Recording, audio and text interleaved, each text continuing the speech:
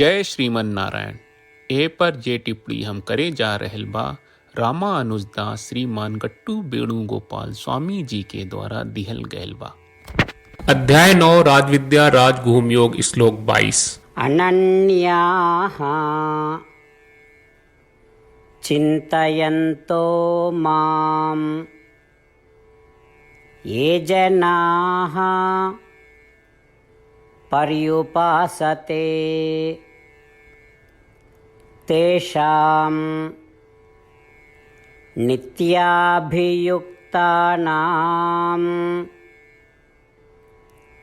योगक्षेमं वहाम्यहम्।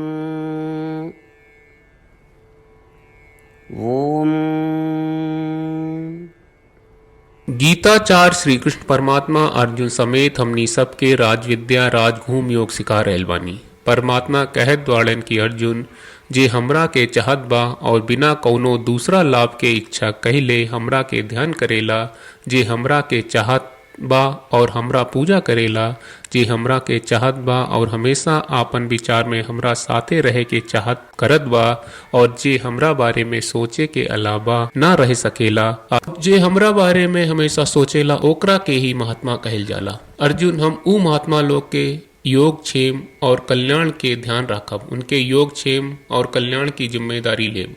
उनका लगे जौन बा ओके हम प्रदान करत बानी और जौन बा ओके संरक्षित भी कर लेत बानी। अर्जुन योग के अर्थ होला हमरा के पावल, हम ऊ जिम्मेदारी लेब। क्षेम के माने फिर से जन्म मृत्यु के चक्र में ना पड़ल बा और ऊ दायित्व भी हमार बा। एही तरह श्री कृष्ण परमात्मा साफ कर रहल बाड़े कि ऊ योग क्षेम आ महात्मा के कल्याण के जिम्मेदारी लेवेले। हमनी के आपन योग क्षेम आ कल्याण की जिम्मेदारी श्री कृष्ण परमात्मा आ श्रीमन नारायण के लेवे के इच्छा के तेज कहल जाए, जे सही मायने में सर्वोच्च बाड़े। एकरा खातिर हमनी के श्री कृष्ण परमात्मा आ श्रीमन नारायण के बिना कौनो और फल की अपेक्षा कहले इच्छा आ ध्यान करे के चाहिए। हमनी के ओ मुकाम पर जरूर उठे के चाहिए कि श्री कृष्ण परमात्मा आ श्रीमन नारायण के बारे में सोचेले बिना हमनी के जीवित नहीं रह सकत बानी। ऊ साधना करत आ श्री कृष्ण परमात्मा आ श्रीमन नारायण के सामने समर्पण करत समय हमनी के श्री कृष्ण परमात्मा के वचन के श्लोक के रूप में जैसन बा वैसने दोहरावे की कोशिश करी जा।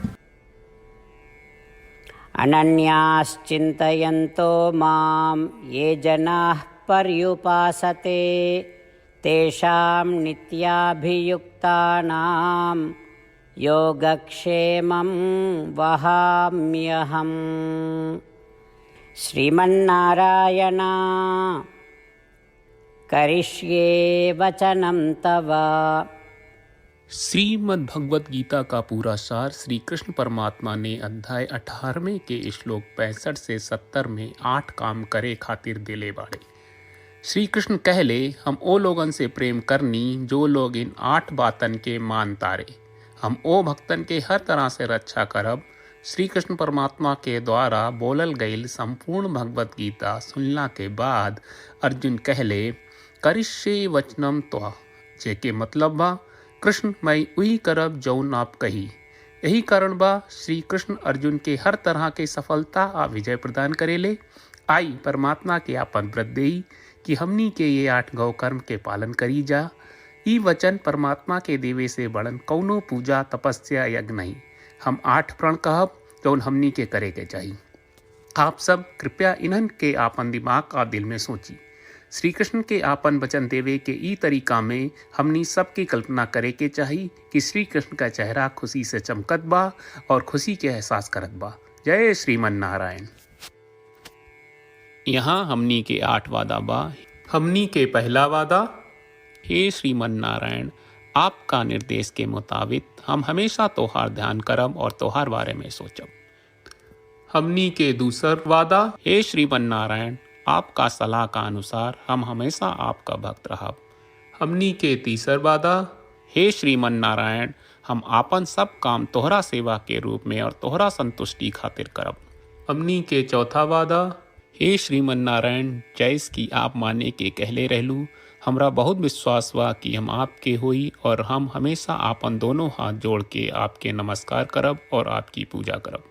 हमनी के 5वां वादा, हे श्रीमन्नारायण, हमरा के तोरा बात माम एकम शरणम ब्रज 1866 याद कहले, जहाँ आप हमरा के आपन का अर्पित करे का कहा।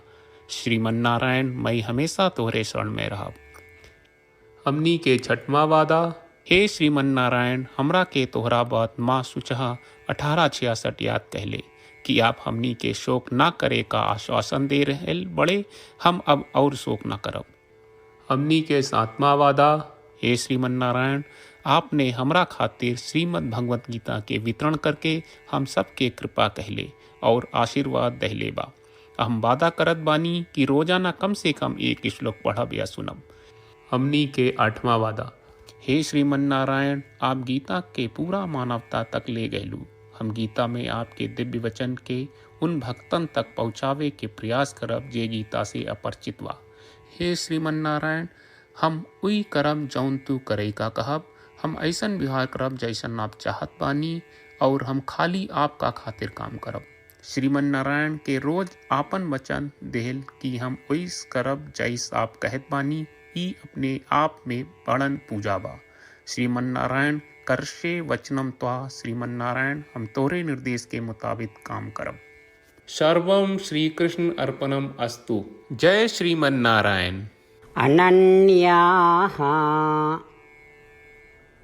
चिन्तयन्तो माम् ये जनाः पर्युपासते तेषां नित्याभियुक्तानां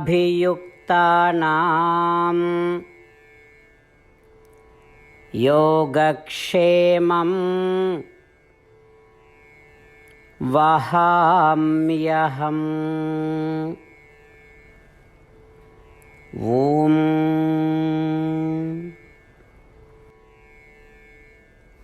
अनन्याश्चिन्तयन्तो मां ये जनाः पर्युपासते तेषां नित्याभियुक्तानां योगक्षेमं वहाम्यहम्।